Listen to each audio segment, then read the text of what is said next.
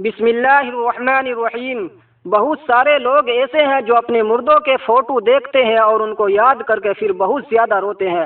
آپ کو معلوم ہے کہ یہ آپ کا رونا مردے کے لیے کتنا زیادہ خطرناک ہو سکتا ہے کہ اکثر و بیشتر چونکہ یہ دور ڈیجیٹل کیمروں کا ہے اور فوٹو ہوتے ہیں لوگوں کے، اور پھر جب ان کا انتقال ہو جاتا ہے تو گھر والے پھر ان کو جب جیسے ہی ان کا فوٹو آ گیا سامنے یا ان کی کوئی بات ذہن میں آ گئی تو اس کو یاد کر کے بہت زیادہ رونے لگتے ہیں۔ دیکھیے اس سے مردے کو کیا نقصان ہوتا ہے، یہ آپ لوگ اچھی طرح سے سمجھ لیجیے۔ آقا علیہ الصلوۃ والسلام نے ارشاد فرمایا کہ انسان میں دو باتیں کفر کی ہے، ایک مردوں پہ نوحہ کرنا، دوسرا اپنی نسب پہ فخر کرنا۔ مردے پر نوحہ کرنے کا مطلب یہ ہے کہ مردوں کے اوپر رونا، مردوں کے لیے رویا جائے، یہ انسان کے لیے کفر کی باتوں میں سے ہے۔ اب رونا آپ کہیں گے کہ بھائی سارے لوگ ہی روتے ہیں، کون ایسا بندہ ہوگا جو اپنے مردوں کے لیے روتا نہیں ہے؟ تو یہاں پہ آقا علیہ الصلوۃ والسلام نے فرمایا ہے وہ نوحہ کرنے سے منع کیا گیا ہے۔ نوحہ کیا چیز ہے؟ تو نوحہ اس کو کہتے ہیں کہ کسی چیز کو بیان کر کے رونا بین کرنا، یعنی کہ گریبان چاک کرنا یا کوئی ایسے جملے بولنا جو نامناسب ہو، جو مناسب نہیں ہے۔ ان جملوں کو بولنا کہ ہائے اب ہم کیا کریں گے، اب ہم تباہ ہو گئے، اللہ نے ہمارا سہارا چھین لیا، ہم برباد ہو گئے، چوڑیاں توڑنا، اور اس کے علاوہ گریبان چاک کرنا اور اپنے اوپر مٹی ڈالنا، واویلا کرنا، یہ ساری چیزیں اسلام میں جائز نہیں ہے۔ کسی مردے کے لیے اس طرح سے رویا جائے، اور اگر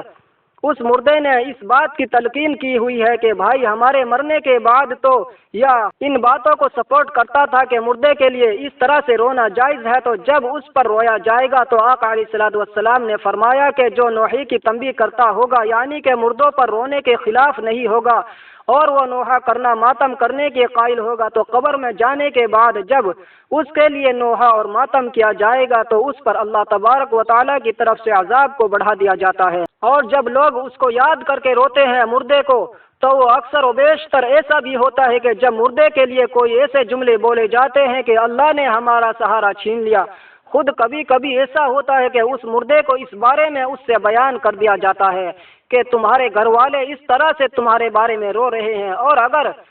اس رونے میں مردے کا کہیں نہ کہیں ہاتھ ہوتا ہے تو اس کے اوپر جب عذاب بڑھایا جاتا ہے تو مردہ وہ کہتا ہے کہ اے کاش یہ لوگ جو مجھ پر رو رہے ہیں مجھ سے زیادہ ان کا کوئی خاص بندہ ہو جس کو موت آ جائے، تاکہ یہ لوگ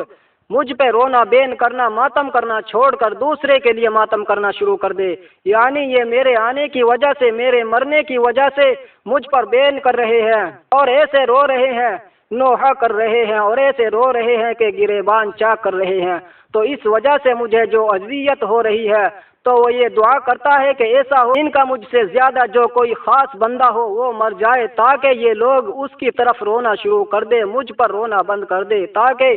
ان کی وجہ سے جو مجھے تکلیف ہو رہی ہے اس تکلیف سے میں محفوظ ہو سکوں۔ یہ تکلیف اس شخص کو ہوتی ہے جو ان چیزوں کا قائل تھا دنیا میں۔ اب دوسری بات یہ ہے کہ جو ایسا بندہ، نیک بندہ، جو مخلص بندہ تھا اور نیک تھا، اس کا انتقال ہو گیا، اس پر جیسے بھی رویا جائے، چاہے کوئی بین کر رہا ہے یا کوئی ماتم کر رہا ہے یا کوئی چوڑیاں توڑ رہا ہے یا واویلا کر رہا ہے، گریبان چا کر رہا ہے، تو اس رونے کا گناہ، اس طرح سے رونے کا گناہ اس نیک مردے پر نہیں ہوگا۔ کیونکہ یہ گناہ آپ کی طرف سے ہے، وہ ان چیزوں کے خلاف تھا دنیا میں۔ اب یہ گناہ یہ جو آپ کر رہے ہیں، ان چیزوں سے اسلام نے آپ کو روکا ہے، اب اس کا تو تعلق ہی دنیا سے ختم ہو چکا ہے، تو اس لیے اب اس کے اوپر عذاب نہیں ہوگا۔ یہی وجہ ہے کہ آقا علیہ الصلوۃ والسلام نے فرمایا اگر کسی نے کوئی نیک کام کرنے کا حکم دیا یا نیک کام کیا اور اس کے بعد وہ نیک کام لوگوں میں مشہور ہو جائے، تو اس بندے کو جس نے اس نیک کام کی ایجاد کی ہوگی اس کو ہمیشہ ثواب ملتا رہے گا جب تک کہ لوگ وہ نیک کام کرتے رہیں گے۔ اسی طرح سے اگر کسی بندے نے برے کام کو ایجاد کیا اور اس برائی میں جتنے لوگ بھی ملوث ہوں گے ان سارے لوگوں کا وبال اس شخص پر ہوگا جس نے اس برائی کو ایجاد کیا ہوگا، اور ان کے گناہ میں کوئی کمی نہیں ہوگی۔ جو لوگ اس کام کو کر رہے ہوں گے تو نیکی کرنا، نیکی کی ترغیب دینا، اس کا قیامت تک پھر جب تک وہ کام ہوتا رہے گا اس کا اجر قبر میں ملتا رہے گا۔ حضرت موسیٰ علیہ الصلوۃ والسلام جا رہے تھے، قبر کے اندر عذاب ہو رہا تھا، لوٹ کے واپس آئے تو عذاب اٹھا لیا گیا، پوچھا کہ کون ہے؟ اے اللہ، ابھی تو اس قبر کے اندر عذاب ہو رہا تھا، اتنی جلدی عذاب اٹھا لیا گیا۔ اللہ تعالیٰ نے فرمایا موسیٰ، اس بندے نے دنیا میں ایک اپنی اولاد چھوڑی تھی اور اس کی اولاد استاد کے پاس پڑھنے گئی، استاد نے بسم اللہ الرحمن الرحیم پڑھایا، اس کی برکت سے باپ کا عذاب قبر سے اٹھا لیا گیا۔ اب آپ سوچیں کہ کتنی زیادہ فضیلت کی بات ہے کہ جب کوئی بچہ پڑھتا ہے، قرآن پڑھتا ہے اور اپنے والدین کو، مرحومین کو بخشتا ہے، ایصال ثواب کرتا ہے، تو اللہ تعالیٰ اس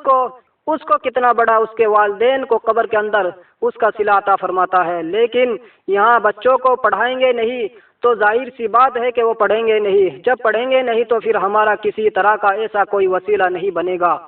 جو ہمیں عذاب قبر سے بچا سکے۔ آقا علیہ السلام نے فرمایا دنیا مومن کے لیے قید خانہ ہے اور کافر کے لیے جنت ہے۔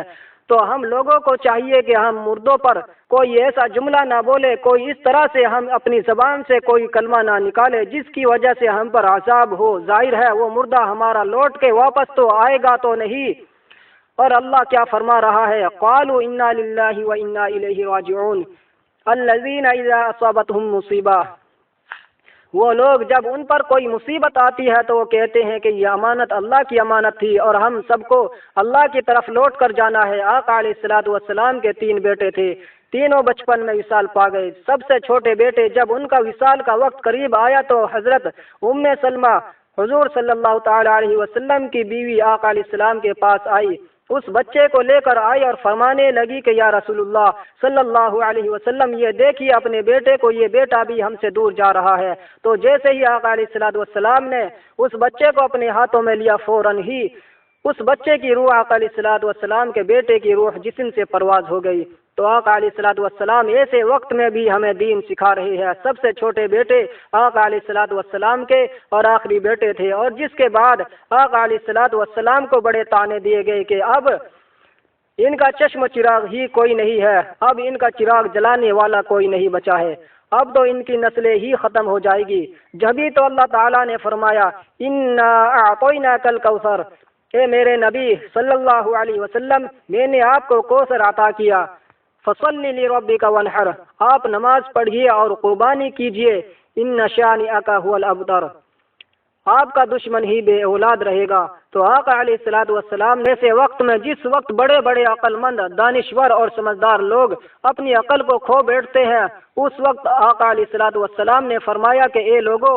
انا للہ و انا الیہ راجعون، یہ امانت اللہ کی امانت تھی اور ہم سب کو اللہ کی طرف لوٹ کر جانا ہے۔ اور ہم تھوڑے سے نیک کام کرتے ہیں، نماز روزہ اگر ہم کر لیتے ہیں تو ہم پر کوئی مصیبت آتی ہے تو ہم کیا کہتے ہیں کہ لو جی ہم ہی اللہ کو ملے تھے، ہم تو کوئی گناہ کا کام نہیں کرتے، اللہ کو ایسا نہیں کرنا چاہیے تھا، ہمارے ساتھ ایسا کر دیا۔ آپ سوچ کر دیکھیے کہ ہمارے نبی صلی اللہ علیہ وسلم کے 3 بیٹے تینوں بچپن میں ہی وصال پا گئے، ہم کون ہیں، ہماری کیا اوقات ہے؟ یہ تو اللہ کی مرضی، اللہ کی رضا، اللہ کی عطا ہے، اور دنیا رہنے کی جگہ ہے ہی نہیں۔ اگر دنیا میں رہنے کی جگہ ہوتی تو جتنے نیک لوگ دنیا کے اندر آئے کبھی دنیا سے نہیں جاتے، اور ان کی ہی سب سے اچھی بلڈنگ اور سب سے اچھے گھر ہوتے۔ لیکن دنیا صرف دار الامتحان ہے اور لٹ جانے والا سرمایہ ہے، ختم ہو جانے والی زندگی ہے۔ تو ہم لوگوں کو چاہیے کہ اللہ کو راضی کرے تاکہ قبر میں بھی ہماری زندگی چین اور سکون کی رہے اور ہمارا آخری ٹھکانہ جنت ہو۔ اللہ تعالیٰ قبر کے عذاب سے ہم سب کی حفاظت فرمائے، آمین۔ اچھی جانکاری کے لیے چینل کو سبسکرائب کیجیے، ویڈیو کو لائک کریں اور بیل آئیکن کو پریس کریں تاکہ ہر آنے والی ویڈیو کی نوٹیفیکیشن آپ کو بر وقت ملتی رہے اور آپ کے علم میں اضافہ ہوتا رہے، اور ویڈیو کو شیئر کر کے دین کے کام میں حصہ لے۔ اللہ حافظ۔